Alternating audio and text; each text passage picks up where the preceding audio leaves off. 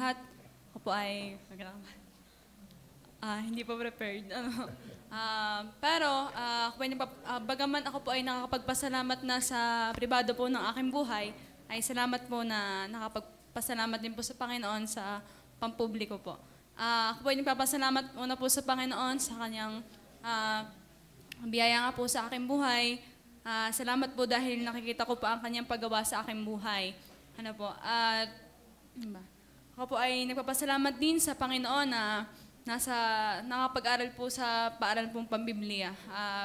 Biyaya po ay magta-third set na po. Yun po ang biyaya ng Panginoon. Amen. Salamat na nandun pa po. At yun po, ako ay nagpapasalamat din sa Panginoon po na hindi po niya pinababayan po ang aking pamilya. Sila po ay ayos doon. Nawa nga po ay patuloy niyo po akong tulungan sa panalangin po para po sa kanila. At ako po ay nagpapasalamat na yun nga po, nagagamit po ang sarili po doon sa gawain. At ako po ay nagpapasalamat din sa bawat kapatiran po, maging kay Tatay Pastor po. Ako po ay nagpapasalamat sa kanya pong buhay na nagiging encouragement nga po patuloy.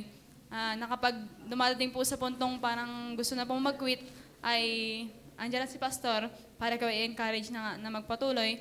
At bagaman siya ay hindi nakakatayo physically, pero siya sa aspeto ng pananampalataya po ay siya nakakatayo nga po. Yun po yung pinagpapasalamat ko po patuloy sa Panginoon na siya po ang binigay na pastor dito sa atin. Kasi, yun nga, kumbaga marami din po nagkukwento sa akin ay kaano ng pastor nyo, kabiyayan sa inyo ng pastor nyo. Sabi ko, opo, tunay pong laking biyaya ng pastor sa ating, maging sa akin po personally. At ako po ay nagpapasalamat din sa mga manggagawa din po. Salamat po sa inyong buhay na bagaman ako po ay yung pinakabata po na manggagawa dito sa atin. Ako po ay nagpapasalamat sa inyong mga buhay. Salamat po sa patuloy po na pagtuturo, sa pagsaway nga po. At maging sa inyo pong mga buhay, ako po ay nagpapasalamat. Yun nga po, sabi nga kanina, wala naman talagang malakas, lahat ay subject sa panghihina. Pero sabi nga ay, kapag nakakaramdam ka ng panghihina, ay kayo magpatuloy lamang. Kasi kapag ikaw ay nanghina, tapos tumigil ka lamang, ay lalo ka niyang hihigitin pababa at palayo sa Panginoon.